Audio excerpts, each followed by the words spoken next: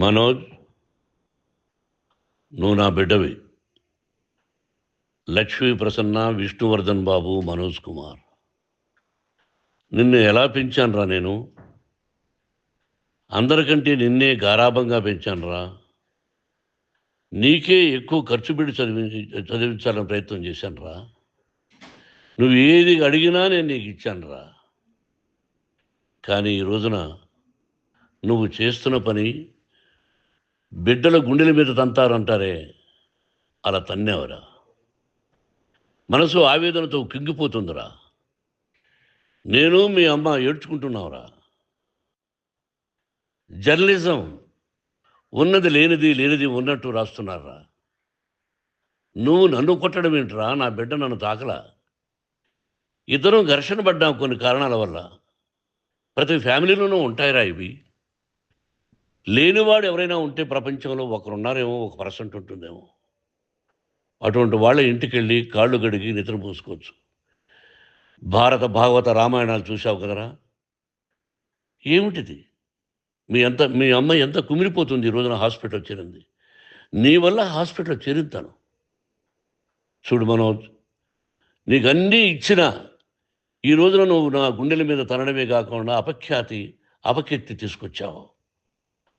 ఏదేదో రాశావు, ఏదేదో చెప్తున్నావు. కొంతమంది జర్నలిస్టులు ఉన్నది లేనిది, లేనిది ఉన్నట్టు రాసే వాళ్ళ తత్వం వాళ్ళకి. ఎందుకంటే టీఆర్పీ పెరగాలి. ఇది వాళ్ళ నైజం. మనం మార్చలేము. వాళ్ళందరి మీద మన కోర్టుకు వెళ్ళలేము. వాక్ స్వాతంత్రం అంటారు, ప్రజాస్వామ్యం అంటారు. ప్రజాస్వామ్యంలో కూడా కొన్ని హద్దులు ఉన్నాయి. ఇది నీకు తెలుసు అనుకున్నా. ఎంత మంచి నటుడివి నువ్వు. నీ భార్య మాటలు విని తాగుడికి అలవాటు పడిపోయావు. వింటున్నావా మనోజ్? ఎవరిని నమ్మాలో ఎవరిని నమ్మకూడదో పరిస్థితి తీసుకొచ్చావు. విద్యాలయాలు ఎంత గొప్పవిరా. మనం 25% కులమతాలకు అతీతంగా ఫ్రీ ఎడ్యుకేషన్ ఇస్తున్నాంరా. క్యాస్ట్ అనేది తీసేశానురా 92లో ప్రాస్పెక్ట్స్లో. నువ్వు చదువుకున్నావురా. అక్కడ చదువుకున్న బిడ్డలు IAS, IPS అయ్యారురా. ఎంతోమంది గొప్పవాళ్ళు అయ్యారురా. నువ్వు నటుడుగా ఎంతో గొప్పవాడివి. తాగుడికి అలవాడబడి నువ్వు నీ భార్య ఇంట్లో బిహేవ్ చేస్తున్న విధానం ఆ భగవంతుడు సర్వేశ్వరుడు తెలుసు. భగవంతుడు చూస్తున్నాడు రా. నేను తప్పు చేసినా, నువ్వు తప్పు చేసినా, ఎవరు తప్పు చేసినా. ఎంత అవకాశం ఇచ్చావు మాట్లాడుకునేదానికి అందరికీ. ఇన్ని సంవత్సరాల్లో మన విద్యాలయాల్లో ఒక్క తల్లి కానీ ఒక తండ్రి కానీ ఏమైనా చెప్పారా? ఆ బిడ్డలు మన బిడ్డలు రా. మీరెంతో నాకు అక్కడ ఉన్నవాడు కూడా నా కూతుర్లు, నా కుమారులు. ఎంతమందికి ఫ్రీ ఎడ్యుకేషన్ ఇస్తున్నావు. వాడి దగ్గర ఏది ఆశించలా. నువ్వు ఎందుకు ఇలా తయారైపోయావు? ఎందుకు ఇంట్లో ఉండే పని వాళ్ళందరినీ కొడుతున్నావు? వాడు పని చేసుకోవడానికి మన ఇంటికి వచ్చాడు రా. ఆ పనివాడిని కొట్టడం చాలా మహాపాపంరా. నేను వేరురా. నేను దండించడం వేరురా. నేను ఎవరిని ఆ చిన్న వాళ్ళని కొట్టి ఇచ్చేసి చేయలేదురా. సినిమా ఇండస్ట్రీలో మోహన్ బాబు కొడతాడు, తిడతాడు అంటే అది షూటింగ్లో జరిగి ఉండొచ్చేమో. కానీ ఇంట్లో ఉండి 10 సంవత్సరాల నుంచి 20 సంవత్సరాల నుంచి పనివాళ్ళు ఉన్నారు. నేను ఇంట్లో లేని సమయంలో వాళ్ళందరినీ కొట్టి వాళ్ళ ఫోన్ లాక్కొని ఒకడైతే చచ్చిపోవాలి. వాడు పోలీస్ కంప్లైంట్ ఇచ్చి ఉండొచ్చు. నేను వద్దు అని వాడిని బతిమాలాడు. పోలీస్ కంప్లైంట్ కూడా ఇవ్వలా. ఇంకైనా నువ్వు నీ భార్య మారి బయట ఉండండి రా అన్నాను నేను. లేదు డాడీ, తప్పు చేయలేని ఒకసారి వచ్చావు, మళ్ళీ తప్పు చేశావు, మళ్ళీ వెళ్ళావు, మళ్ళీ ఈసారి తప్పు చేయనన్నావు. ఏమండి వీడు తప్పు చేయడం అని మీ అమ్మ చెప్పింది. ఇంట్లో పెట్టుకున్నా.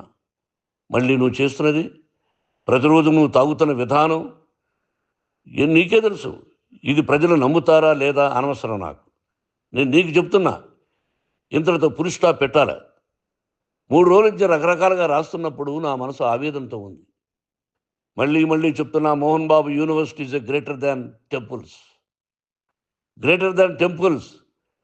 బిడ్డలను కాలేజీలో చేర్చుకునే ముందు చెప్తారు, అన్నయ్య ఎంత ఉంది యూనివర్సిటీ రూల్సు, ఇది మా పద్ధతి, మీకు ఇష్టమైతే చేర్చండి. గవర్నమెంట్ ఏమి ఇస్తుందో ఇంత పర్సంటేజీ వాళ్ళకు కూడా మీ దగ్గర ఎందుకు డబ్బు తీసుకుంటున్నామంటే దానికి అర్థం పరమార్థం చెప్పాము. దొంగతనంగా తీసుకోలేదు. ప్రతిదానికి చెక్కులు ఉన్నాయి. అది అకౌంట్ ఉంది. దానిలో తప్పులు జరిగితే డిపార్ట్మెంట్ ఉంది. కాలేజీలో ఇంకేమైనా తప్పు జరిగితే గవర్నమెంట్ ఉంది. ఇవన్నీ నీకు తెలుసు. ఈ రోజున ప్రపంచంలోనే నెంబర్ 1గా చేయాలని మీ అన్న కష్టపడి ఇతర దేశాల్లో నెంబర్ 1 యూనివర్సిటీ టైఅప్ చేశాడు. ఈ రోజు నువ్వు చేసిన విధానం ఏమిటి? నువ్వే ఒకప్పుడు నాకు ఇవి ఏమొద్దు నేను యాక్టింగ్ అన్నావు. ఈ రోజున ఏం చేస్తున్నావు? విద్యాలయాల మీద పడ్డావు. తల్లిదండ్రులు చాలా గొప్పవాళ్ళరా. కొంతమందికి డబ్బు కట్టలేకపోవచ్చు. కట్టని వాళ్ళకు కొంత సహాయం చేసాం. అంతా సహాయం చేయలేము. బ్యాంకుల్లో డబ్బు కట్టాలి. లెక్చరర్స్కి డబ్బులు ఇవ్వాలి. యూనివర్సిటీ బ్రహ్మాండంగా నడపాలంటే మంచి లెక్చరర్స్ కావాలి. ఇవన్నీ తెలిసి చేస్తున్నావురా 32, 33 సంవత్సరాల నుంచి. అది పక్కన పెడితే అందరినీ కొట్టడానికి వస్తావు. మీ అన్నం తిడతావు. ఒక వ్యక్తి వినయ్ గారనే ఆయన వ్యక్తి హెల్ప్ చేయడానికి వస్తే ఆ వినయ్ ఎవరు లజ్జాగుడికి చంపేస్తాను వాడు అన్నావు.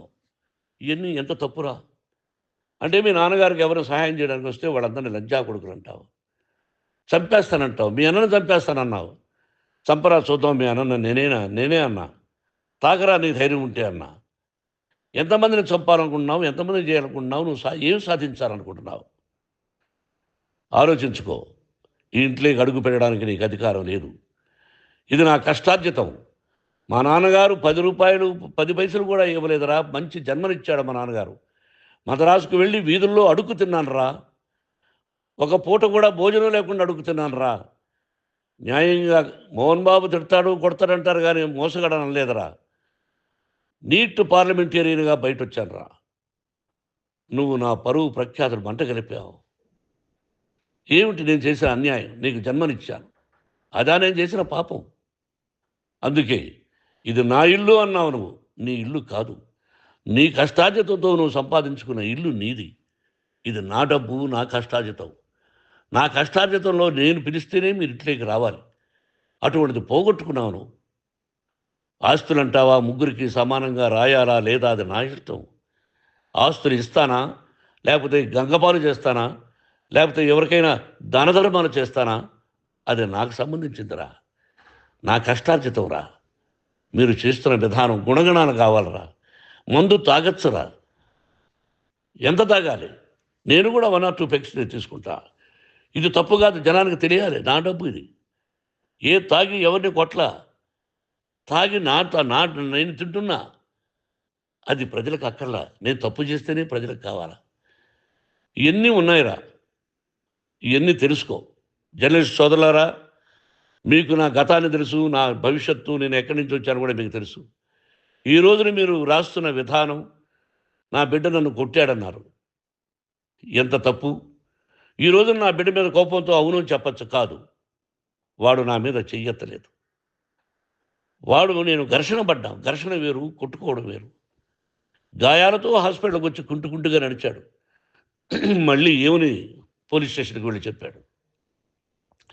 ఎవరో 2 ఉన్నారు, వాళ్ళిద్దరూ నా మీద దాడి చేశారన్నాడు. నా ఇంట్లో పనిచేస్తున్న వ్యక్తుల గురించి పోలీస్ స్టేషన్కి వెళ్ళి చెప్పవలసిన అవసరం అతనికి లేదు, హక్కు లేదు. పోలీస్ డిపార్ట్మెంట్ కూడా తెలుసుకోవాల్సిన విషయం. నా ఇంట్లో ఉండే వర్కర్స్ మీద నేను కంప్లైంట్ ఇవ్వాలి. నువ్వు పర్మిషన్ లేకుండా నా ఇంట్లోకి నువ్వు చొరబడి ఈ ఇల్లు నాదంటూ ఇంట్లో పనిచేస్తున్న వర్కర్స్ మీద కంప్లైంట్ ఇచ్చావు. అది ఎంతవరకు పోలీసు న్యాయమో రూల్సో చూద్దాం. పోలీస్ డిపార్ట్మెంట్ ఇంటికి వచ్చింది. వాళ్ళకి రాశాను ఉత్తరం. అయ్యా, నేను సీనియర్ సిటిజన్ని, నాకు రక్షణ లేకుండా ఉంది. నా బిడ్డ వల్ల నా ఇంట్లో నుంచి నా బిడ్డను పంపించేసి ఇది నా ఇల్లని. వాళ్ళు నాకు సమాధానం ఇవ్వలేదు. ఇవ్వకపోగా ఎవరిని పట్టించుకోలేదు. ఇప్పుడు పోలీసు వాళ్ళు వచ్చి ఏమండి రూల్స్ ప్రకారం నా బిడ్డ ఇంటికి రాకూడదంటే మాకు హయ్యర్ డిపార్ట్మెంట్, హయ్యర్ అథారిటీ వాళ్ళు ఫోన్ చేశారు. మీరు ఎవరిని స్టాప్ చేయొద్దండి, బయట నుంచి ఎవరైనా వస్తే వాళ్ళని స్టాప్ చేయండి అన్నారు. 2 రోజుల నుంచి 10 మంది 20 మంది వస్తున్నారు. వాళ్ళు అలా చూస్తూ నిలబడ్డారు. వాళ్ళు ఫోటోలు తీసుకున్నారు. వాళ్ళ మీద మళ్ళీ వదిలేస్తున్నారు. ఎవరిని నిందించాలి? But I give respect to the police department. వాళ్ళకి ఎవరు ఏ అధికారి ఫోన్ చేశాడో, ఆ అధికారికి ఏ పొలిటీషియన్ చేశాడో అది వాళ్ళకే వదిలేస్తున్నా. కాబట్టి వాళ్ళు పోలీస్ కంప్లైంట్ ఇచ్చినా కూడా మేము సంబంధం లేదని అంటున్నారు కాబట్టి నేను నా బిడ్డను నిన్ను నాపు చేస్తున్నా. నువ్వు ఇంట్లోకి వచ్చే అధికారం నీకు లేదు. నువ్వు వచ్చి నీ బిడ్డను తీసుకెళ్ళు. సంతోషం. నువ్వు రాలేదు, నీ బిడ్డను జాగ్రత్తగానే చూసుకుంటావు. Take care your daughter, that's all. మీ అమ్మ హాస్పిటల్లో అడ్మిట్ అయింది.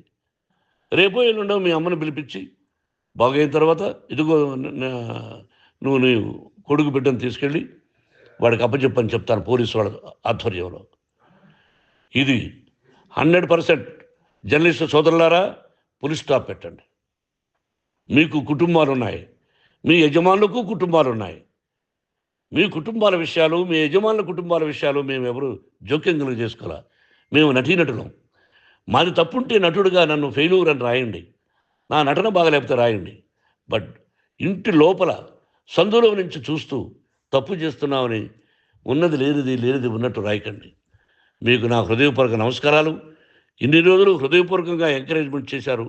ఆ ఎంకరేజ్మెంట్కు నమస్కారం చేసుకుంటూ I love you all. I love you police department. మీరు న్యాయంగా ధర్మంగా నడుచుకోండి, ఎవరికి తొత్తుల్లాగా ఉండొద్దండి అని మనవి చేసుకుంటూ నేను సెలవు తీసుకుంటాను. Thank you very much for all the journalist. ఇక్కడ పులి స్టాప్ పెట్టండి.